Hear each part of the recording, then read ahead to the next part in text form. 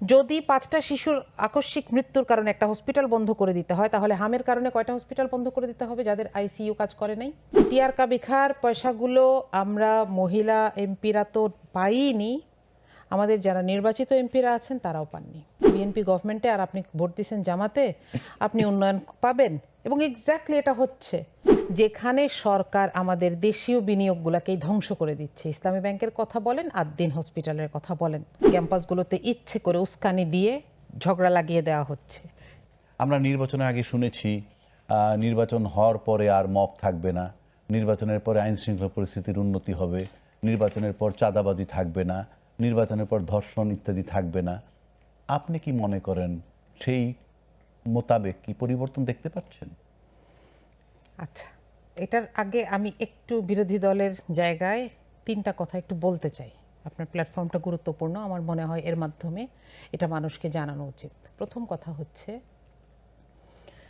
বিরোধী দল যখন উন্নয়ন বাজেটের দিকে তাকাই আমরা, সেখানে বিরোধী দলের যে অংশটা সেটা আসলে কার পাওনা? বিরোধী দল তো এটা পকেটে ঢুকাবে না, একজন এমপি এটা পকেটে নেবেন না, তার মাধ্যমে তার এলাকায় এটা যাবে। সেই এলাকার মানুষ কি বাংলাদেশের জনগণ না? সেই এলাকার মানুষ কি ট্যাক্স দেয় না? আপনি মির্জা ফখরুল ইসলাম আলমগীরের কথা শোনেন, তিনি বলছেন বিএনপি গভর্নমেন্টে আর আপনি ভোট দিয়েছেন জামাতে, আপনি উন্নয়ন পাবেন।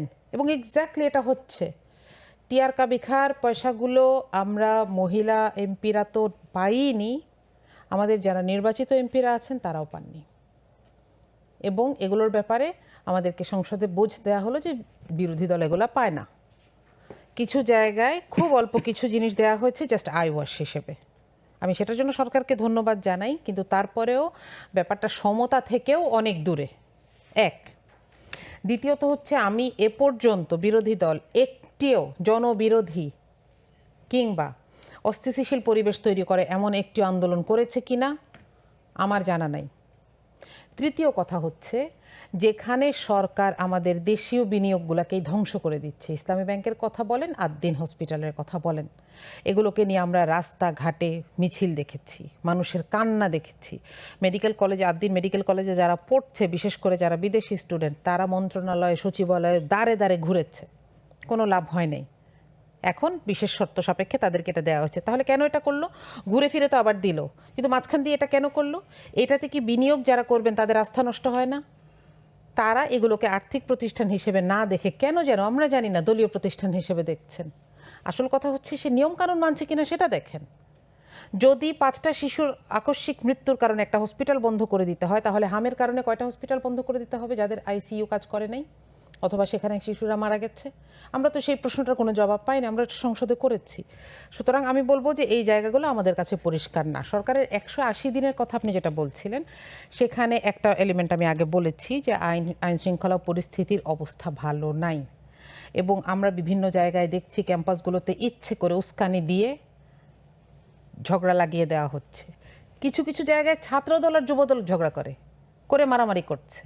হবিগঞ্জে বিরোধী দলের একটি পূর্ব ঘোষিত প্রসেশনে আক্রমণ করে ছাত্রদল এবং আক্রমণ করে একটা ছেলেকে আহত করলো, একটা ছেলে পরে মারা গেল, এই ছেলেটা চোখ নষ্ট হয়ে গেছে। ঢাকায় আপনি দেখবেন, ঢাকা আলিয়ায় যুবদলের এক লিডার সেই ছাত্রলীগের কায়দায় হেলমেট পরে নেমেছেন এবং খুঁজে খুঁজে বের করে দিচ্ছেন, তার দরকে চালাচ্ছেন ওখানে গিয়ে, তার কোনো লজ্জাও নাই। তিনি তার 2 দিন পরে টকশোতে এসে স্বীকারই করেছেন যে এরকম করতে হয়। 180 দিনের যে স্ট্যাটিস্টিক্স, সেখানে এটার কোনো রিফ্লেকশন নাই। আমি যদি আমাদের মেইন ইনকাম আসে কোত্থেকে? বাইরে থেকে। একটা হচ্ছে প্রবাসী আয়, একটা হচ্ছে গার্মেন্টস। প্রবাসীদের অবস্থা ভালো নাই, কনসুলেটগুলো কাজ করছে না, হাইকমিশনগুলো কাজ করছে না।